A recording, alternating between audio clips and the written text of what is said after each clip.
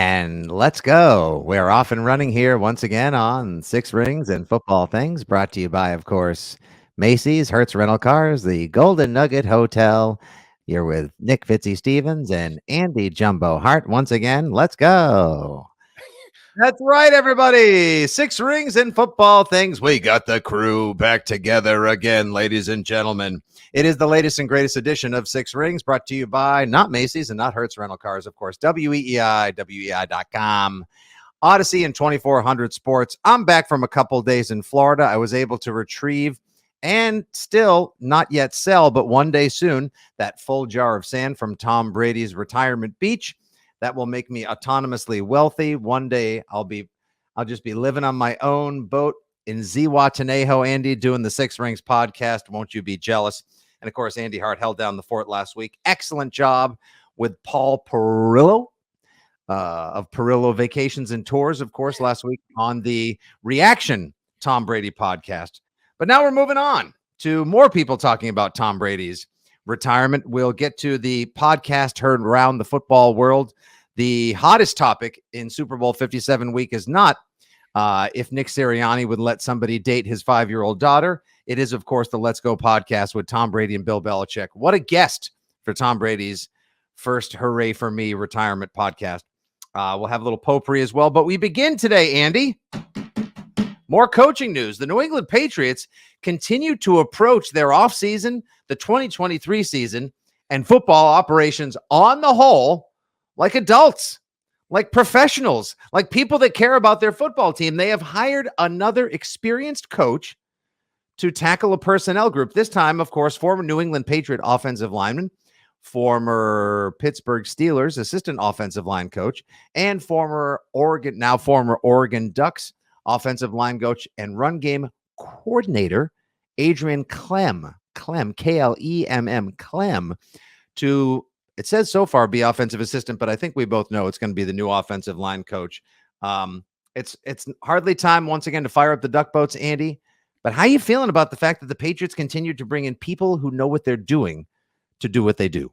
Yeah, I'm going to stay positive because there's some reasons to critique the Clem hire, and we can get into those a little bit later from afar, sort of secondhand reasons. But just the reality that you took a guy that played offensive line in the NFL, line in the NFL for Dante Scarnecchia, has coached in the NFL, has coached in the college, is at this point an expert in offensive line play. That doesn't mean he's going to be perfect. That doesn't mean he's the be-all, end-all answer to penalties or anything else, but he is qualified and prepared for this job and being paid handsomely, which I don't think is a nothing burger. You know, I know over the years there's been a lot of talk of like how they fill out their staff and if somebody else is going to pay them, they're perfect for the Patriots to be assistant coaches. Nope.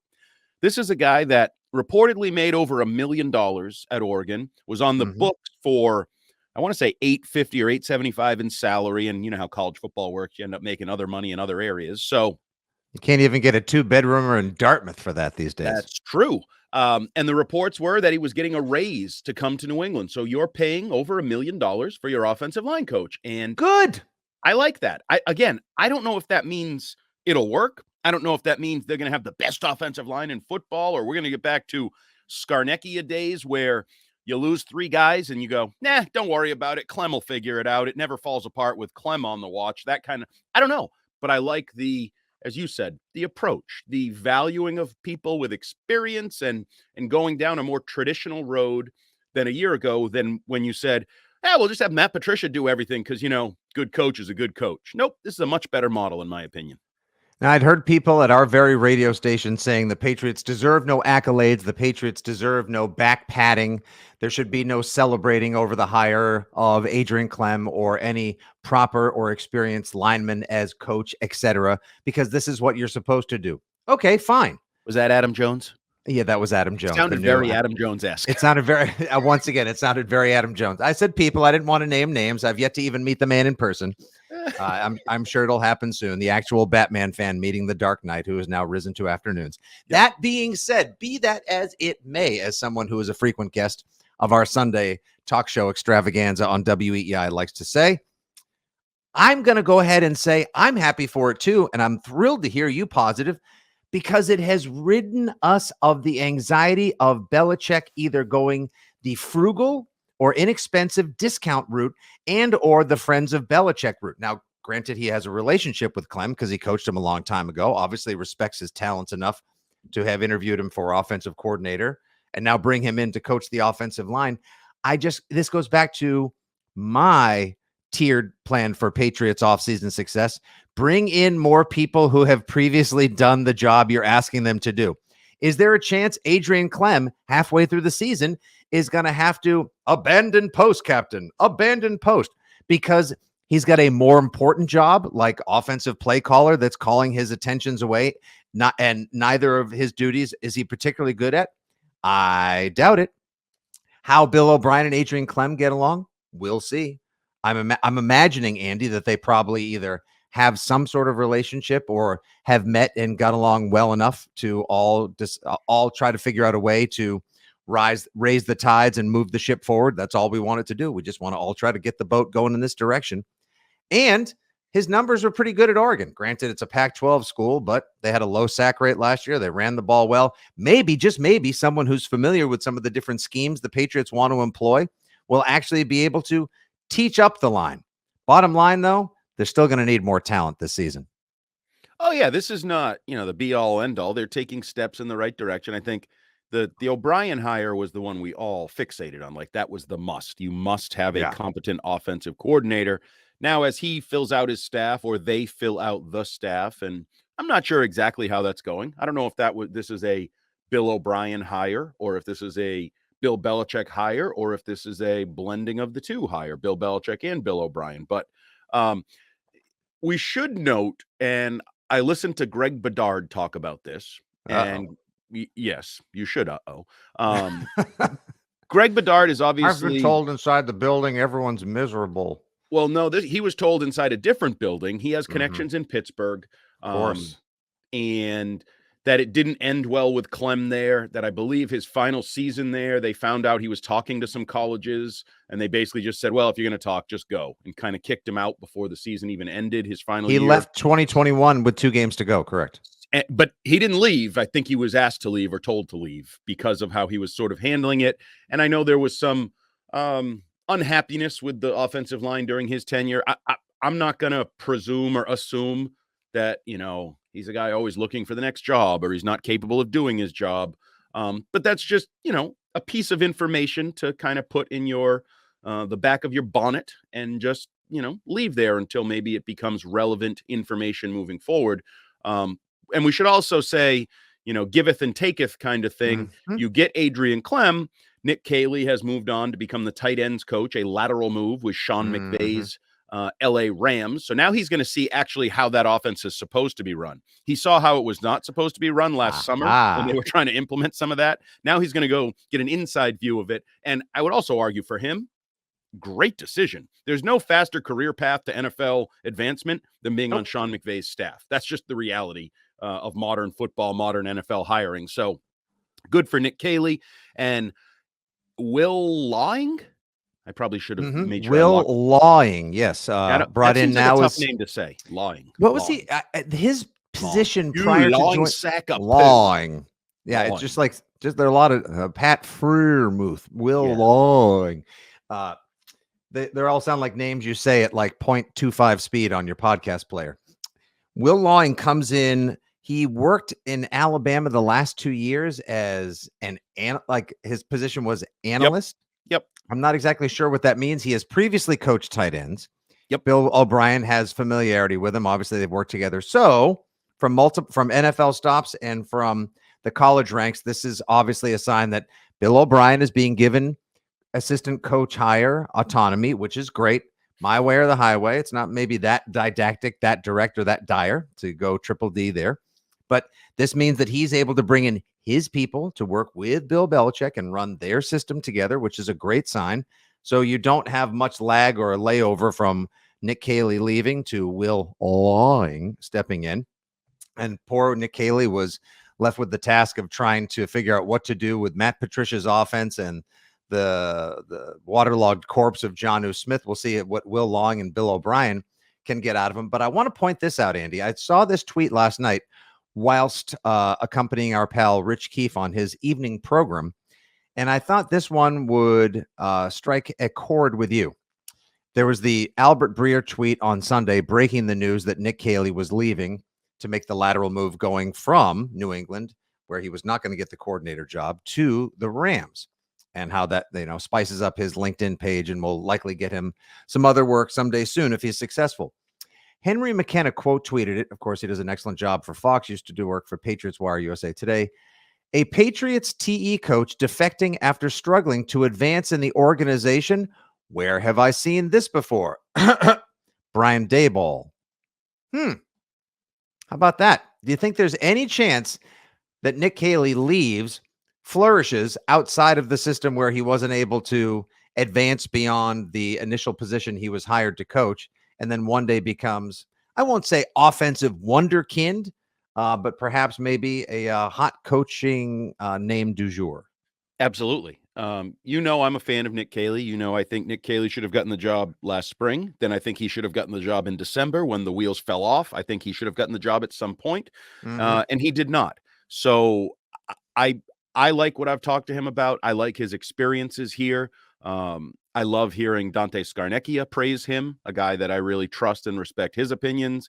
I know people will extrapolate from the tight end performances in recent years of Henry and Jonnu Smith and try to blame that on Nick Caley. I'm not sure that's fair or accurate, but Hunter Henry is certainly a proponent of Nick Caley. I think he is a bright young coach, and good things generally happen when you go coach for Sean McVay. And I also will say he's going to have a pretty unique resume.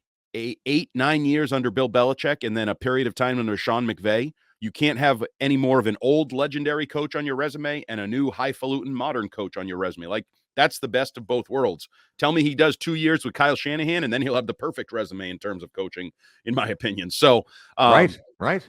It would not stun me if he is successful. Now, I don't necessarily tie it into Brian Daboll. Daboll's situation was a little different. He left with a fellow Patriots assistant who took a head coaching job and then really buffed up his resume with experiences all around. But yeah, I think Nick Caley has a chance to be successful. I'm rooting for it. I like him. I think he's a good guy. I think he kind of got porked over the last year in New England, and I don't really. He definitely know got screwed. Yeah. The offshoot of this, I'd also want to bring into play here, and I don't know if this is coincidental or by design. That one of the reasons I think they tried to streamline the offense was to bring in some more principles and things that would appeal and work with younger players, make it easier to get players in the system, make it easier to acclimate college players into the system. Not the same old Bill Belichick, like the stuff that Daniel Jeremiah moved the sticks unearthed from 30 years ago. Like, this is a tight end. Here's how you run the ball. The art of the forward pass. Like, Belichick's system, it's been the same for 30 some odd 40 exactly. years. And it's nothing, or hasn't been enough like some college things, in my opinion. Now you're bringing in college offensive coordinator, college tight ends coach, college offensive line coach, run game coordinator. I wonder if there's a continuation of this. Not that they're going like college offense, all spread. No, it's not. They're not going to look like Baylor. No, yeah, but or TCU. I don't think it's coincidental that you're bringing in guys with college experience that might help mold the Patriots offense toward the future with a twist of college built in. Because I do think Bill O'Brien is going to have plenty of old Patriots in his offense. I think that's inherent in who he is. He's done it for a long time, and I think that'll be there. But we talk so much about him blending in Alabama stuff with Mac and their shared experience there. Now it's even more so when you bring in Will Lawing, you bring in Adrian Clem, college offense, college mindset and scheme blended into the Patriot way of the last 20 years. And as you would say, to steal a phrase from Fitzy, I'm here for it. I knew it. I even lip synced it with you. Hey, to your Nick Caley point real quick, the biggest winner in that entire exchange, aside from Nick Caley, who now may get a chance to have a bigger say in the room or more of a voice, which is difficult to have when you're in the Belichick coaching stratum, if you will, could be Sean McVay, because now not only does he bring in a coach that has worked with Bill Belichick for just under a decade, so he can pick the mind of the GOAT coach or the legendary Bill Belichick, Also, a little bit of Scarnecchia sauce is going to get poured on the Rams as Yep. well, which I'm sure Sean McVay is over the moon to integrate into his system. Well, I think it's funny because we're talking about from a Patriots perspective, from a Nick Caley perspective, like he's going to go there, he's going to learn from McVay, he's going to get the McVay shine on his resume. I could envision he arrives and the questions are coming at him instead of from him. And McVay's like, "How did you do this in New England? How'd you do this in New England? What did Bill do this? What did Don?" And somewhere Nick's like, "Hey, excuse me, I came here to learn, not to teach." Yeah. Like, when do you tell me the secrets? Exactly. So it's a win-win for all parties, and Yeah. it will be a bittersweet or bitter pill to swallow potentially for Pats fans or those of us who get a little wonky inside the numbers to watch him go somewhere else and flourish and say he was here the whole time. What's the big? Oh, Why? I'll laugh my ass off. What? I mean, Years, he's a head coach. If in 4 years he's the best head coach to come from O'Brien, Patricia, Judge, whatever, if we're looking at him as like coach of the year candidate, wow, he's injected life into whatever offense he's now coaching. oh no, Whatever he's the offensive coordinator. Oh, Kellen Moore's calling plays at the Chargers now, but like there could be a place next year or in 2 years where he's calling plays, and it's like, I got to tell you, Andy, the offense is directed by Nick Caley. Says he used to be a tight ends coach with the Patriots. Well, man, who stuck him with Jonnu Smith? He must have lost a bet somewhere along the line. Anyway, this offense is dynamite. That's going to suck for us because we'll look at 2022. And Rich Keefe was telling me last night, he's like, I don't care how good Adrian Clem may or may not be. I don't care what kind of offense Bill O'Brien's able to orchestrate. He's still having such a hard time getting over the decisions that they made to bring us that, beached whale of an offense in 2022.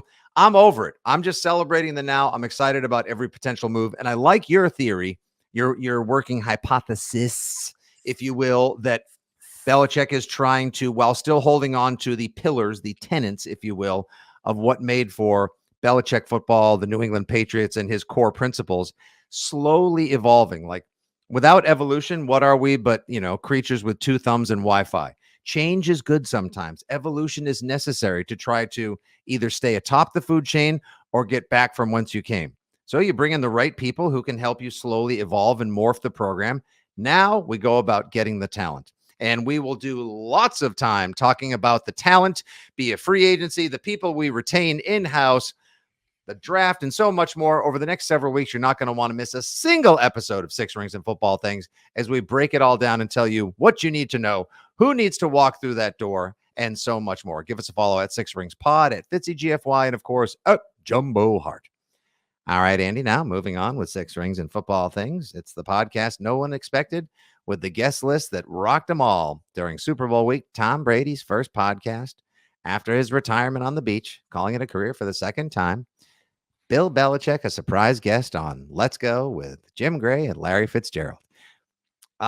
Did anyone know that was going to happen? Like, that just seemed to, like, in the middle of Monday night, just like, wham. I know the podcast is first released on Sirius XM, and then it's available wherever Six Rings and Football Things and other awesome podcasts are found. That caught me completely off guard. Like, I had no prior notification that Bill Belichick was not only going to show up, but speak at length and speak so glowingly. Obviously, he's not going to show up in the podcast and be like, hey, Brady, and another thing, F you were overrated. It was me over you. Like, he spoke out against that. He just gave Tom Brady the ultimate Hall of Fame speech, the ultimate tongue bath. And here's something interesting. I was listening to the podcast Tuesday morning on speaker on my phone, and my wife was overhearing it as we were shipping the kids out the door, and I was getting ready to record with you. And she said, wow, Bill Belichick sounds so youthful here. She said, Bill Belichick really sounds like energetic, like he's energized, talking about like how much he enjoyed working with Brady, and just that difference between like Friday Bill Belichick and, day by day, hour by hour versus just like Bill Belichick football geek. Like, it was really like refreshing to hear once again. Yeah, this was, I've always pushed back that Bill has this great personality behind the scenes, but he does have personality. He does have a more youthful flowing tone to him, and that's what this was, just like it was with the 100 greatest players or these various times. Anyone who's ever done production meetings with him, sometimes you get that version. Hell, he even did the swear, and then he laughed and said, hey, somebody gave me the green light, so I took it, and he swore because I've always said The Belichick behind the scenes is an absolute potty mouth. He uses swears once a sentence, and I've always thought it was miraculous. In 20 plus years of press conferences, he's never slipped. He's in as far as I know, he's never slipped and swore in a press conference. And that's how you know you're getting the more relaxed Belichick than the guy who isn't the face for the press conference, the guy who's just kind of talking. So he swore a little bit in this. I thought it was good. Yeah, I didn't know it was coming until I saw a tweet about it or something, and then I listened to it. I didn't think there was a ton that was really new with Bill. Also, Bill, maybe get a little bit better Wi-Fi so you don't break up when you're telling your money story of your hit. There's 0% chance. Tom, anytime Linda gets the postcard, it's like, "Hey, Bill, looks like for just $19.99 a month more, we can have multiple users on the same stream." Well, are you still able to watch Netflix? Well, yeah, it's just that you can. All right, but now I'm not paying for that. He refuses to upgrade his FiOS. Come on, Absolutely. Bill, drop the extra 20. So it was good. I thought the biggest takeaway from me is a lot of it we've heard before, like players win games and coaches lose them. And that's my job, is to just make sure you don't lose it and put the player. There was a lot of that crap we've heard before. The most interesting thing I took away is he sees everything, he said of Tom Brady, and talked about how early on he realized when he comes off, and he gave this long-winded, the tackle flashed and then the linebacker slipped and the safety was a step deeper than I thought he was going to be. And then the corner took the outside, blah, blah, blah, blah, blah. He said 8 things. He said Brady would say 8 things that went wrong during a play. Like, holy shit. Bill said, I would go back and everything happened in the exact order, sequence, and timing that Tom said it. And I realized he sees everything. And then he also altered his coaching style, because he would be teaching Tom something and Tom would say, I can't see that.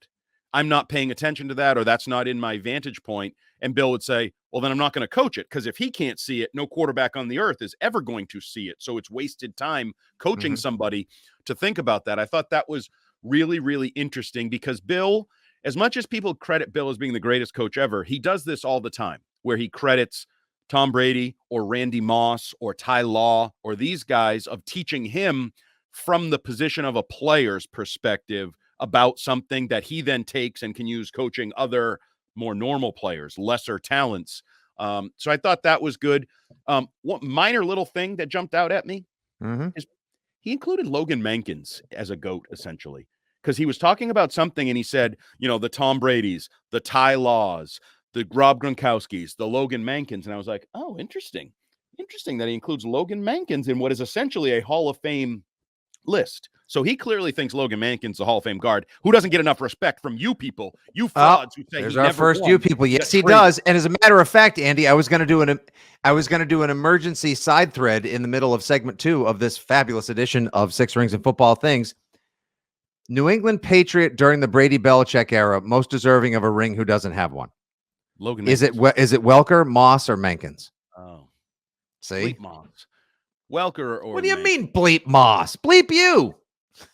Also makes me sound racist. Screw Moss. It's either Welker or Mankins. No one thought that, but now that you put it out there, I guess so.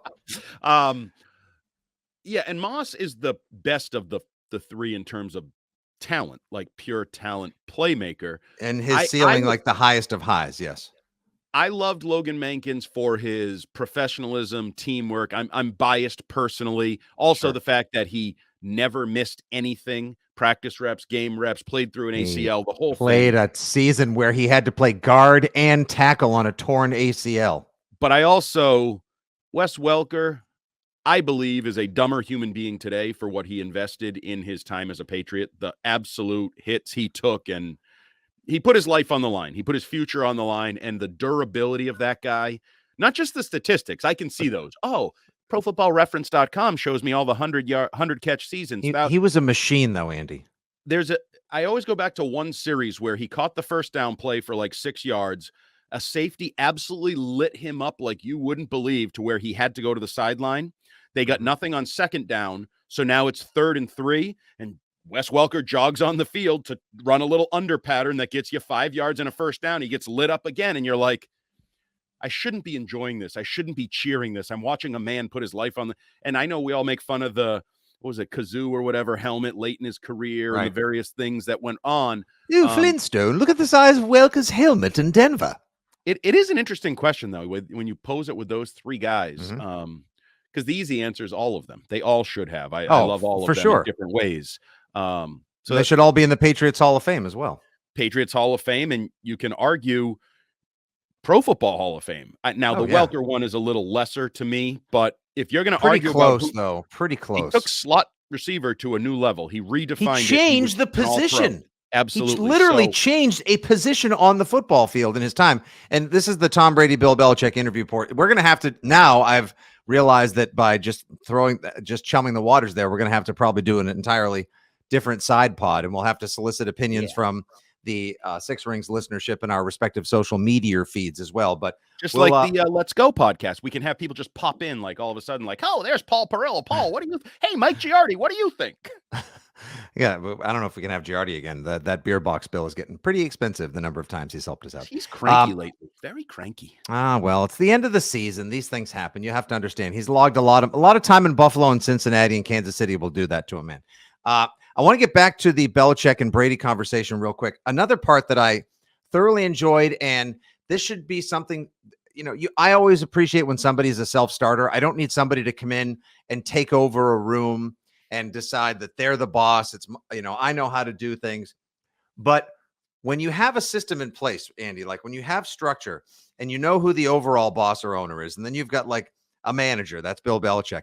And then you bring in somebody like Tom Brady. There's a previously established quarterback in Drew Bledsoe, and Tom Brady needs to come in and earn his stripes and make a name and a way for himself. Told Robert Kraft, I'm the best decision this organization ever made, etc. Belichick talking about how Brady in 2000 came in and just started running practices himself, basically, and demanded, I think Belichick said it was, of the 22 either rookies or first-year players, making them stay late and do extra practices together. Like, kids, anyone listening right now that wants to, make your varsity high school team or get a clip featured on the internet or make a profession out of whatever it is, especially that you're doing, whether it's athletics or you're in marketing or you're in entertainment, greatness doesn't happen by accident. It's not. And in this whole podcast, this conversation, in addition to giving us a little bit of closure and debunking the oldest, most tired narrative in Boston, if not New England, in all sports. Brady and Belichick don't like each other. Brady and Belichick will never be friends again. Like, yeah, they pissed each other off a million times, and it was a tired Brady work. tried to whitewash that. That was the one part I didn't like. Is Brady no, he doesn't, because he always wants to be like. It's all the media's fault, and they built us up, and then they realized they had to write other stuff, so I blame them. He tries to pretend that they never had a problem. We'll get that. Of course they had problems. Come on, they had problems. Significant problems. Hey, need I mention TB12 and Alex Guerrero? Something that was actually in the NFL media landscape yesterday, because Sean Payton said, no. Russell Wilson's not going to have his own guys in our building. Our building will be our guys. This is something I'm unfamiliar with, but no, that's not going to happen. Like, oh, Sean Payton, I hate the Broncos, but man, I respect the shit out of you for that. Right. But Brady would like to pretend that whole era in New England never happened. But he keeps doing that. It's called lying. Lying. I know. Like, but we can, because he whitewashes everything, because he wants everything to seem like his face in his thirst trap Brady brand underwear photo. He wants everything to look perfect. It's not, Tom. What's that? He had a face. I noticed he was covering his dong with his hand. Yeah, I know. But look at his face. Rich Keefe and I spent 10 minutes last night going over the fact he either looks like someone in the metaverse or like a character that was cut out of Grand Theft Auto. It doesn't look like him at all. It's so photoshopped. It's so worked over that it's a borderline unrecognizable. And that's how Brady tries to do everything. Botox, the perfect teeth, all the stuff that he does. Fake hair. Fillers in his cheeks. Oh my God, 900 different hair jobs, except everything. There isn't someone who advertises on WEI who Brady hasn't probably patronized at one point. But more to the point of, there were warts and there were bumps and there were issues and bruises along the way in their relationship. The whole entire narrative that just got so many exhausted miles and just beaten to death in the media of like, they don't like each other. That Belichick drove them away. They'll never, come back together. I'm not saying Brady's going to sign that one-day deal to wrap his career as a Patriot, but them coming together for a love fest like that does kind of fly in the face of some exhausted narratives, which I'm glad we can now just officially be done with. It's just a chapter in the entire history of the two of them together. And for someone who just loves football and loves competitive sports in general, it's just great to hear greatness discussing greatness, like the greatest coach and the greatest quarterback of all time, just talking about how they made a double dynastic run together like that. Like, it's a friggin' blast to listen to. It is. I just wish it were a little more honest, because guess what? The truth is okay. The truth is great. The truth is admirable. The truth shall set you free. Ah, I was hoping you could get through without saying that. I couldn't. No. But it also reminds me a little bit of the Belichick-Parcells relationship, which went through rocky divorce, and then they came back together, and they realized, the great times were the great times, and we can be adults, and, those different things. That would be the one thing that it left me wanting listening to this, is just a little more truthfulness, this almost feels like somebody died, and you know how when people die, like, everything's perfect. The person that died was the greatest. They didn't have any warts. They didn't have any.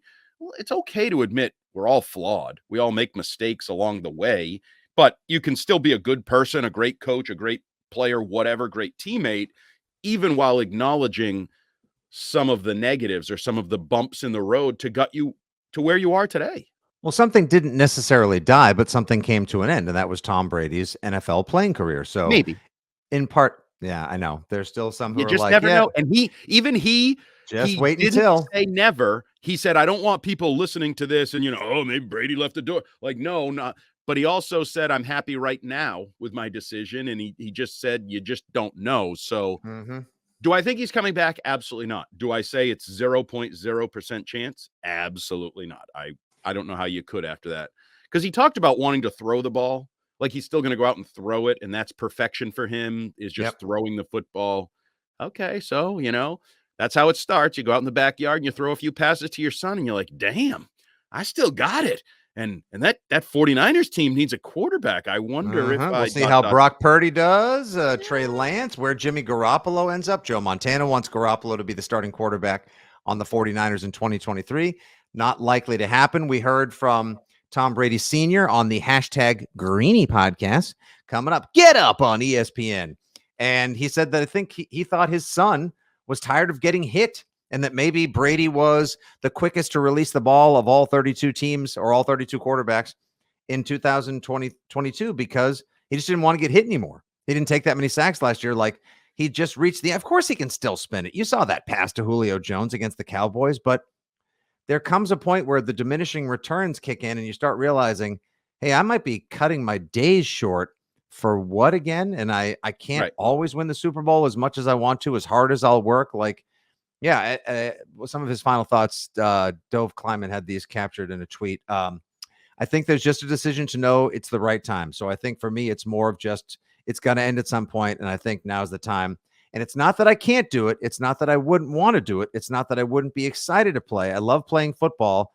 I've loved playing since I was a kid on the street on Portola Drive. I just think it's a decision that it's time to do other things. And the thing that I will take away most, like be shirtless on the internet. This, and pantless too. This podcast was not the whitewash discussion between him and Bill.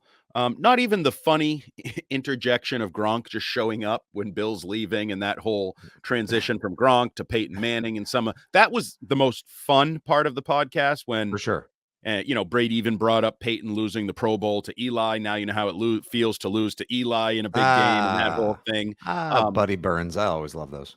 I thought the best part of the podcast was Brady's parents, and maybe this struck me because it's a much grander level of what I think of. And I know I've joked about this with you, like to my wife, what are we going to do when our kids aren't doing like high school sports and youth sports? And like, we go to every game and our schedules are built around when do they have games, and we can't take a family vacation if they're going to miss time in sports. And that is what struck me, because they got to live, like, I enjoy going to my son's high school football games.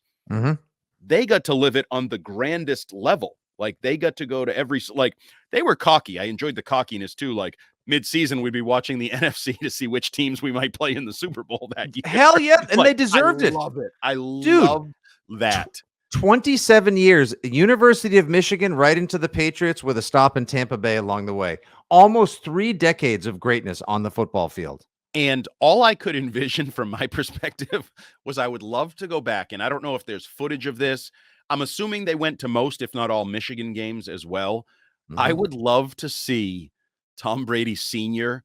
when Drew Henson is jogging on the field. Because as Bill put it, Bill talked about this. Tom's senior year was Tom starts, it's going pretty well. Drew Henson comes in, it doesn't go as well. Tom comes back in and has to win the game for Michigan, and they won most of their games. I would love to see Tom Brady Sr.'s reaction during those Michigan games when Drew Oh, Henson's coming. Oh, you know he wanted to well, come what down. would I'm anyone coming have down to the filmed big those house. with? Like, you would have had to have brought like a VHS camera over the shoulder, like, "Hey, Dad, look, Tom's coming in." Lloyd Carr, he wanted to just absolutely beat the living you know what out of Lloyd Carr. So I actually really enjoyed Mr. and Mrs. Brady talking about Tom and the career and the ride they went Yeah. on, and that's the most genuine thing of the podcast is the love they have for their son. And Mhm. that, to me, that was pretty, even as a Brady hater or whatever you want to call me, Oh, that was pretty stop. You're not a freaking cool. you're a critic, and once again, you're a truth teller. People always you're not a troll, you're not Mr. Negative. You just see things the way you see them. Other people choose to see them the way they do. That's the beauty of opinion and perspective. We all have them, just like taxes, blank Nipples. holes, and neighbors. Exactly. And we have one more fabulous segment coming up here in the Six Rings and Football Things podcast. Make sure you rate, review, subscribe, share, all that jazz. I hope you guys love listening to us argue, bicker, analyze, and discuss the same way Tom Brady's parents loved watching their brilliant son play football for 3 decades. All right, here we are. Yep, the old potpourri, the old Pat's Pourri, the old Vegas casino buffet of leftovers, tidbits, and everything else in Pat's Nation. Andy, I'd like to start with a quick little game called Either Or. You Halle get Berry. to, pardon? No, Halle no. Berry. It's not Would You Rather. It's Oh. okay. Now we all know that that's out there. All right. Now I know what kind of cake to get you for your birthday. I'd like to play a little game of Either Or. I'm going to give you 2 options. You tell me which one you would prefer amongst the 2. One that we have bandied about. Now, of course, there's been a little life breathed back into it as well. Of course, last week there was the report, if you will, that T. Higgins could possibly be had this offseason if he and the Cincinnati Bengals can't come to an agreement. We imagine that would likely cost the New England Patriots a first-round draft pick if they were to try to acquire him, plus likely an A.J. Brown or Deebo Samuel-esque $25 million per year kind of contract. And now the cold water that was thrown on the DeAndre Hopkins to the Patriots fire, it wasn't even really smoke. It was just like some warm embers, if you will, by Bill O'Brien coming in, has been revived a little bit. There was a news report from a former Texans coach saying, don't rule it out. It's not entirely a done deal. So either or, would you rather have T. Higgins costing you a first-round draft pick and $25 million a season, or DeAndre Hopkins, 6 years older, probably only cost you a third-round draft pick, and you get him for 2 years, $34 million total? T. Higgins. I'm all in on T. Higgins. I'm all in on taking the Patriots offense to the next level. And we've seen across the NFL for multiple years now, you take an offense to the next level with an elite budding star receiver. I am all in on that. Now, the thing I would try to pull the wool over the Bengals' eyes, is there any way I can keep the 14th pick and trade you my pick next year in the first round of the NFL draft? Because that would be perfect. I'm guessing Mike Brown and company, not that dumb. Maybe you can get Paul Brown to do it. If he signs off on it from the grave, then you can, it's binding. See, I thought you were going to go a different direction here. I thought you were going to ask me 2 veteran receivers, but I've got another. This isn't the first of many okay. either or. So yeah, T. Higgins. I'm all in on T. Higgins. Swing for the proverbial Super Bowl fences with a deal for T. Higgins. How about Trent Brown and a third-round pick for T. Higgins? Why would the Bengals do that? All right, I was just asking. They're stupid. Trying to rid the Patriots of potentially. Well, I mean, maybe Trent Brown will actually throw in Jonnu Smith too. Yeah. I've got this bright, shiny Isaiah Wynn over here. Actually, no, we don't.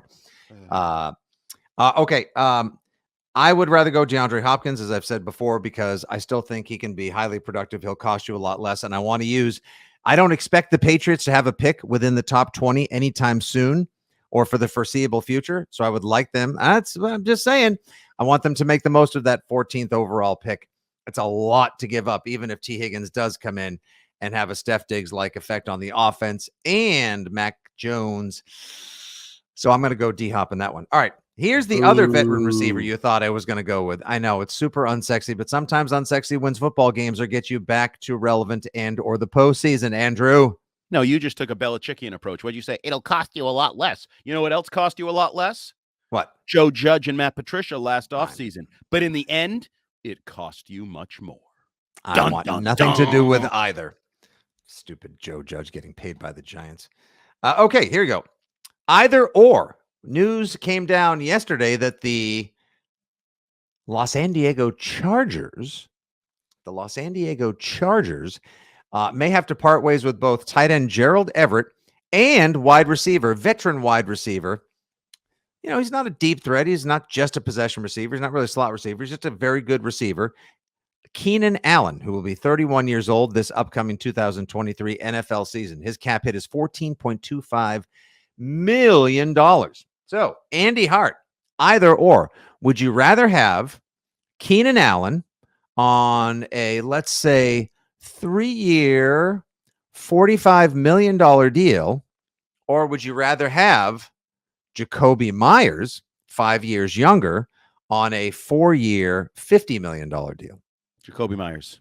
Thank you. Think twice. Thank you. I think Jacoby Myers is a key signing. I've said this to you. I don't really care what the contract is. I don't think you'll ever regret having Jacoby Myers on your team. Nope. I think he's a poor man's Keenan Allen. Gets open, catches the football, productive. Has a relationship with Mac Jones. Leader in the locker room as you transition from the Slater-McCourty era, where I think you might need some upstanding citizens who are willing to go to the podium and talk for the team, talk for themselves, talk through tough situations and losses. Jacoby Myers is a win-win signing for me. But let me ask you a question. Let me flip the script. Let's just say they go down the veteran wide receiver route this offseason, regardless of what else they do. Via either trade or free agency, because there could be some other big names to hit the market. A lot of teams are way over the cap. Would you rather have Keenan Allen or DeAndre Hopkins? Oh, DeAndre Hopkins in a heartbeat. Same. I think DeAndre 100%. Hopkins, we know DeAndre Hopkins keeps himself in shape as he ages. Yes. So yes, he takes his, hey, Hulksters, you got to train, you got to say your prayers, you got to eat your vitamins. Good vitamins. Very good vitamins. I always like to get my vitamins from my dealer. I mean, the store. Well, being in Arizona puts you close to the store. All you got to do is get in a car, you go west a little bit, then you go south. It's a big store. So do you think they are in no matter what, are they in the wide receiver market? Or is it, Myers is first option, then they add to it? Is it they need a number one, so they're looking for T. Higgins or OBJ or whoever you want to sell out there? How do you think they're prioritizing the wide receiver process this offseason? Well, that we'll figure that out after I ask you my final either or, Andy. And here we go. Would you rather have free agent wide receiver and arguably terrific human being, Odell Beckham Jr.? I hear he's a blast on a cross-country flight. Or would you rather trade possibly to another cap-stricken team? Let's imagine it's likely going to cost you a second-round pick. Mike Evans, Tampa Bay Buccaneers. They're $55 million over the cap, and they may have to make some difficult decisions. The guy can still get after it. The guy can still get deep. The guy still has that height. And all he does when targeted appropriately, except, of course, against Carolina last year, is catch touchdowns. I don't really Does he have a victory lap season or two in him? He may have one. Now, his Daniel Graham-like stone hands could prevent that, because every time I watched Tom Brady throw him the ball this year, he seemed to be dropping it. Everything about it was all off this season. It certainly felt that way. I don't really love the Mike Evans idea, so I guess I'd go OBJ in that scenario. I think Mike Evans might be getting to the Dunsky, Christian Fourier land of his career. Maybe one more shot in him. But I think he and Keenan Allen are both closer to Dunsky than they are to being productive for multiple seasons. So Mike Evans is a 9-year NFL veteran. This would be his 10th season coming up. They were all spent in Tampa Bay. He matriculated his way into the league in 2014. This past season, 77 receptions, 1,124 yards, 6 touchdowns. His greatest season, one would argue, 2018, 86 catches, 1,500 yards, 8 touchdowns, though he did peak Mm. with 14 touchdowns last year on the 2021 Tampa Bay Buccaneers. Yeah, I no, he's had a great career. He's Mhm. probably a Hall of Fame receiver. I just think he is on the other side of the hill. I think he is over the hill. Worth a little capital to maybe kick the can at getting a big outside threat who could stretch the offense a little bit, even for a year or two? Not really, because that feels like an old Patriots move. Hmm. You're not the old Patriots. I need the transformational foundational move. I need the T. Higgins. I need the draft a guy and have him for the next 5 to 7 years. If this were 2000 whatever 10 and I want to Mhm. add a veteran receiver who could Yeah. put me over the top and put me in the Super Bowl and pair him with Brady and do all that, blah, blah, blah. I Mhm. love the idea of Mike Evans or maybe a Keenan Allen, Mm. certainly a D Hop. But I'm looking for the guy I pair up with Mac Jones, assuming Mhm. Mac Jones is still the guy, the guy I Sure. pair up with Mac Jones for the foreseeable future, as like, they're doing sit downs together and heading into the AFC title game. Hey Mac, how great was it when T. Higgins arrived, and how much help was that to you? Blah blah blah, like those types of stories. I would go on the younger, and it's going to cost you more, but I know, but what about that? What about insert name of giant foundation tackle here that you could grab, or yeah, insert name of long, lanky cornerback who may ultimately have to replace John Jones, a guy that I wrote about on Monday for weei.com, who said he hopes to re-sign and finish his career with the New England Patriots, but this is his first big foray into free agency. And after the solid season he had, switching from slot or nickel corner, however you choose to describe him, to the outside halfway through camp, no less, and ended and playing pretty well on the outside. Hell, I forgot about the fact that he had to switch to safety in Super Bowl 53 as well and did a pretty good job. Like John Jones's versatility and his leadership, community leader. He's what was it, the Allen Camp Community Leader Award? He's a finalist. There are 5 total in the NFL. Like guys like that don't grow on trees. These are the guys, especially with the, like you said, the loss of leadership. You're going to likely lose Slater. Devin McCourty will probably be making his way into the media. You need guys who have won Super Bowls, and you need locker room leaders to stay. So guys like John Jones should be prioritized. Uh, Guys like Jacoby Myers should be held on to as well. And yes, I agree with you. In a perfect world, Andy, if it just wasn't going to cost the 14th overall pick, T. Higgins would be my number one choice. But I'm looking at contribution versus value. And that's such a valuable pick. Like you could do so much with the 14th overall pick. Hell, they might even be able to spin it into a later first, still get somebody they want and get a second out of it as well. Or they could blow it on like a tackle out of Georgia, or a running back out of Georgia, or a wide receiver out of Arizona State. There's Andy. There's the old Andy. I knew he had to rear his head at some point or another. I knew. And to answer your question before we wrap it up, I Wait, I do have a think question. Yeah, I wanted to say I do think they will prioritize the receiver position. I do think they believe, since there are a number of voices in the room that say they need to get faster, they need to get more explosive, and they need to take the top off the defense and spread things out for the offense Bill O'Brien brings back in. I do think either via draft, free agency, trade, 1, 2, or 3, either or, of any of those means, they'll prioritize it.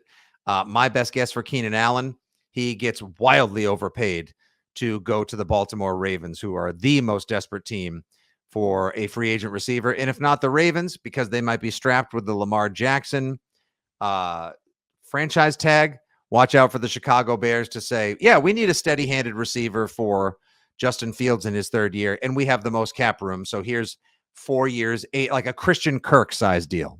That wouldn't surprise me.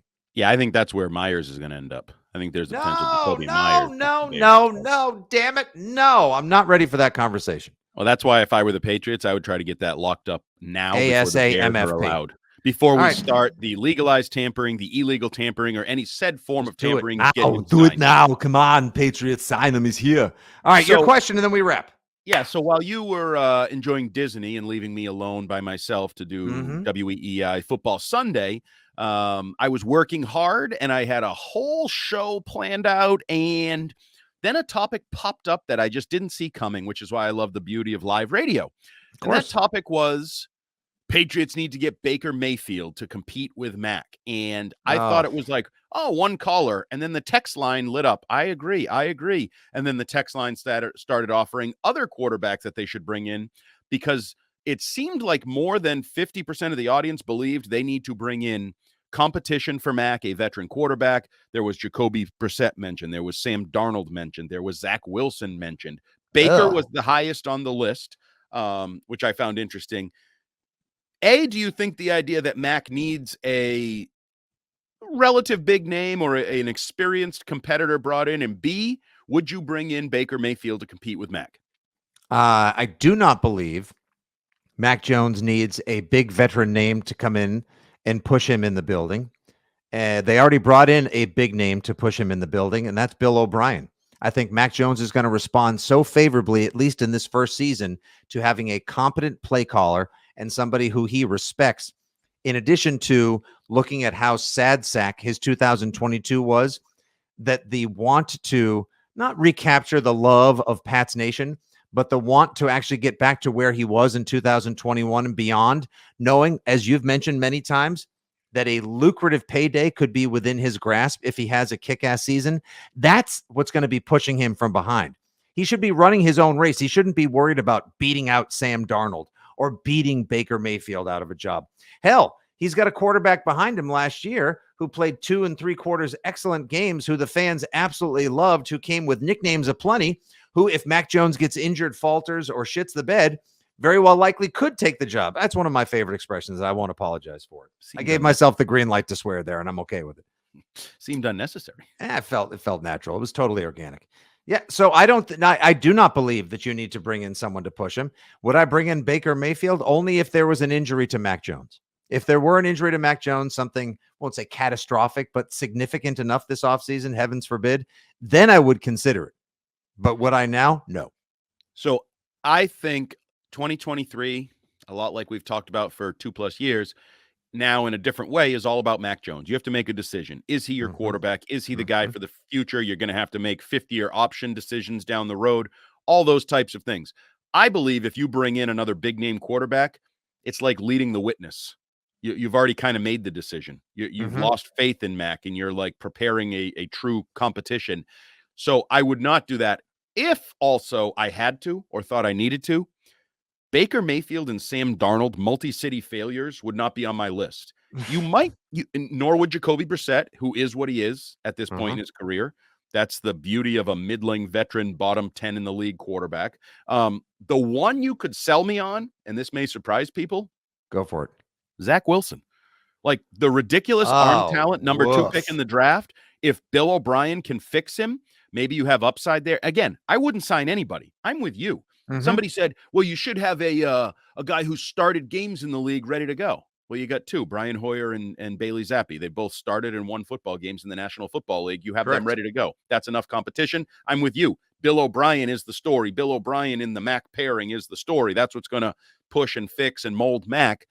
But if you had to absolutely tell me, okay, no, we need to sign somebody, we believe we have to, Baker Mayfield sucked in Carolina, and then he was available. That's why the Rams took him. They were in desperation. He was intermittently good for the Rams. Oh, yeah, he's a tease. He has throws and plays where I say this, when he does one of those 5-step drops and then just fires to a guy down the seam, it looks pretty. It looks like, wow, there's a nice pass. Yeah. And then most of the rest of the time, you're like, this guy sucks. This guy blows. So I wouldn't want Sam Darnold, Jacoby Brissett, Baker Mayfield. Really, the only guys you could sell me on would be Wilson for pure upside. We're scratching the lottery ticket, and you're like, wait a minute, there's a couple 7s already scratched off. Is there another 7 right there? That would, and then the obvious one is Jimmy Garoppolo, because Bill's affinity for Jimmy and Jimmy's experience, and I think you could, win some games, I guess. But I don't even I want Mac. I want Mac for a full year, because I want to do a podcast next January and say, in definitive terms, give Mac $200 million or give Mac a swift kick in the ass and tell him to get the hell out. Give him liberty or in this case, $200 million, or give him death in that case, not giving him his 5th-year option and letting him make his merry way elsewhere. And I think he's going to get that money, because if they already started surrounding him with the right coaches, and we'll see if they surround him with the right talent. This is the make or break season. Finally, we're going to get We're going to get the 2022 we were promised or we hoped for. It's just going to arrive a day late. Sometimes there's weather delays when you order an Amazon Prime package, and you missed getting a gift on the holiday to give to somebody, but you still give it a little bit late and you still appreciate it. And you try to get over the frustration of the fact that it didn't arrive on time. Am I right or am I right? I'm right. You're right. And sometimes it's delayed by like 10 days. And then before you get to 10 days, like 5 days in, it says arriving early tomorrow. And you're like, ooh, it went from 10 days to 6 days. So now I'm happy. That's what I'm looking for from Mac. I can't just have the 2022 I expected. It needs to be the 2022 I expected and then some, because no fault of his own, they wasted a year. He's behind the gun. He needs to make up time somewhere. So let's go, Billy O. Let's go, Mac. I have no idea who I would wish Zach Wilson upon. And as you were discussing moments ago, Andy, I just rifled through all 32 teams or the 31 other teams in the NFL. I can't tell you honestly where the best landing spot for Zach Wilson is at this point. Where he could go and sit back for a year and study under an experienced quarterback. Maybe a place like Dallas, where maybe Minnesota? Minnesota. Okay. Minnesota. Oh, and by the way, sneaky great hire for the Vikings. Brian Flores, defensive coordinator. No, I think that's a great hire. You have an offensive head coach, and now you have a defensive head coach who should inject we saw it here, what he can do in terms of aggressive play calling. He'll change that entire defense, the entire tone and tenor of that defense. TJ Hawkinson on the field and an end of game play like he did with Rob Gronkowski in Miami. Rob Gronkowski at the Miami. Oh, miracle in Miami. Thanks, Ian. They already have miracles in Minnesota. They don't need to have more. No, they've got plenty in their history as well. Bill O'Brien, the biggest hire in terms of coordinators in the AFC, and now Brian Flores, defensive coordinator for the Vikings. Huge hire indeed. Thanks, folks, for tuning into another fabulous episode of Six Rings and Football Things with your old pals Fitzy and Hart at FitzyGFY at Jumbo Hart. Tell your friends, rate, review, subscribe, and share. We really do appreciate you guys being a part of this growing, dynamic online Patriots community. Until next time, we will talk to you in just a couple days. This is Six Rings and Football Things signing off. Good day. God bless. And as always, go Pats. See you.